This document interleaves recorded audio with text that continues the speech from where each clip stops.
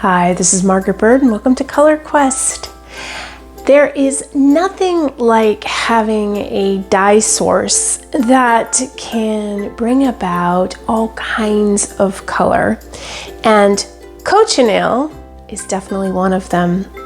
Last week on Color Quest, we looked at this incredible dye source, which is an insect, to see how it could bring red to our dye pot as we work our way through the rainbow. Today, I'd like to start shifting cochineal as a pH sensitive dye. We can make other colors.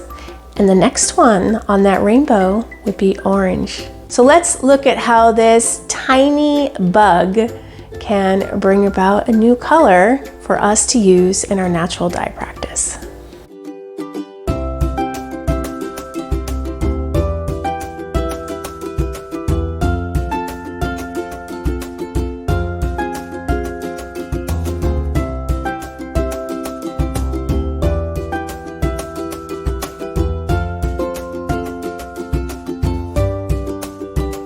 So over the course of several years now, we've looked at all different kinds of dye sources that are pH sensitive. These are some of my favorite dyes to work with because we can expand our palette by using very common modifiers that are found in our kitchen. For today's modifiers, we're only going to be looking at the acidic modifiers. On a pH scale, we have the ability to go to the acidic side, which will bring about one kind of color spectrum, or move over to the alkaline side, which brings about different colors. So since we're looking for orange today, that lives in the acidic realm. So here are some of the very common modifiers. Here are the most common acidic shifting products, all of which we typically have at home. So last week we looked at cream of tartar, which is just slightly acidic, and that's what gave us that beautiful red with the cochineal. Now moving into the orange realm, we're going to want to look at something that's a little bit stronger and acidic. And we can use things like distilled white vinegar, lemon juice, or the strongest or most concentrated would be citric acid. Now, when I was in Peru, we used what was lovingly known as lemon salt, and I think we'll probably stick with citric acid because it'll give us the most bang for our buck, and we're really looking for that nice, deep orange. But if you have lemon or vinegar at home, you can utilize these to also take it to an acidic shift, and you'll be able to welcome some orange. Now, if you want to go truly authentic and shift your cochineal into the acidic realm for orange colors the way that it's done in natural dye studios in Mexico and Peru, you can just grab yourself some limes. In both of my residencies where I worked specifically with dye masters to learn about cochineal and other dye sources, we used limes. Squeeze the lime juice in from some freshly cut fruit, and you're going to get the same result. You don't have the power to measure, but so much of what I learned while I traveled to study natural dyeing was that measuring was done from the gut as opposed to a teaspoon or a tablespoon. So we had, squeezed maybe 5 limes to get a certain color, and then maybe we added a few more limes to get a different color. So know that if you have that fruit at your disposal, it's a great place to start. So we have our modifiers. Now we need our dye. Last week when I made the cochineal dye, I used an extraction process and I made enough dye so that I could use it again today. You can go back and watch that video to see how to work with cochineal in your dye pot, but it's very simple. It involves grinding the cochineal bug into a powder, putting it into a dye pot, and letting it heat on a higher temperature.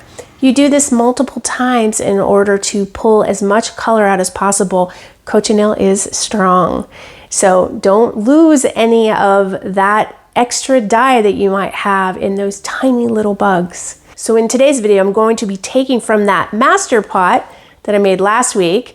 It might be slightly less strong, but I think it will work well for us to invite orange. Quickly on fiber prep, make sure to wash your fiber before using it. Very important. You can go back and look at how I do it, typically on the stovetop with a little bit of mild dish soap is all it takes. And my fiber has been pre-treated with a mordant, alum for my silk and wool, protein fibers, and aluminum acetate for cotton and other cellulose fibers. Again, lots of videos on how to do that, so I won't bore you with those details here. We're going to soak our fiber always before we work with it. So first things first is let's get that fiber that's been pre-treated and washed into a bowl of water so it can get nice and wet before we put it into the dye bath.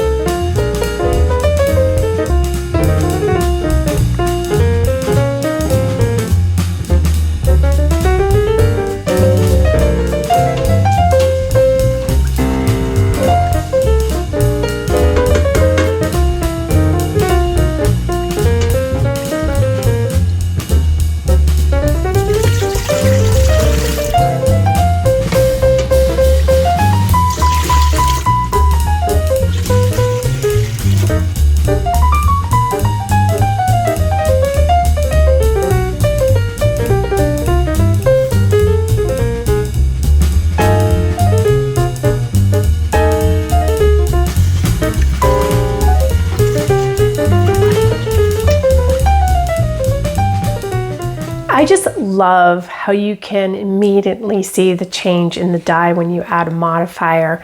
That went from that beautiful sort of pinkish red to something with an orange tint to it. Now what you see in the dye pot isn't always going to translate onto your fiber, but let's get that fiber in there and start cooking it up. Maybe orange is on its way.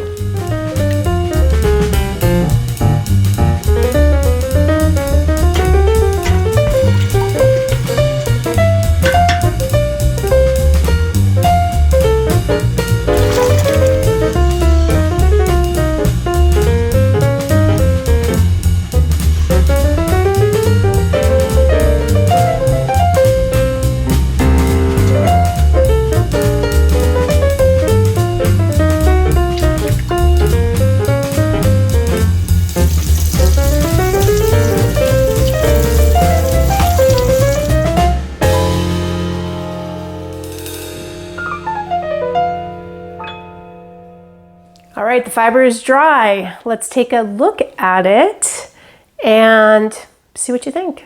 So here we are, protein fibers doing their job, silk and the wool. That color is once again absolutely stunning. It has a reddish orange hue to it, but it definitely is more orange than last week's red. Now, just like last week, our cotton is not picking up the cochineal very strongly. It has a pretty sort of pinkish orange look to it, but very, very soft. Definitely need to think about doing a tannin probably as part of my mordant process on the cellulose. Anyway, still very pretty, nice light color. There you have it. Orange, thanks to an acidic shift with cochineal. Yeah, that cellulose cotton is just not pulling in the cochineal quite as well. That is to be expected often, but I am a little bit surprised that it's not darker. It definitely could have something to do with the mordant process, or it could just be that this cotton doesn't feel like taking more of that cochineal, or just keeping its own unique light color. Whatever it is, I'm happy to have any results that nature is willing to provide, and this cochineal is no exception. So, orange. We have looked at orange in an over dye process using madder over weld, and we got some oranges that way. That was our first experiment for orange, and now we have this one.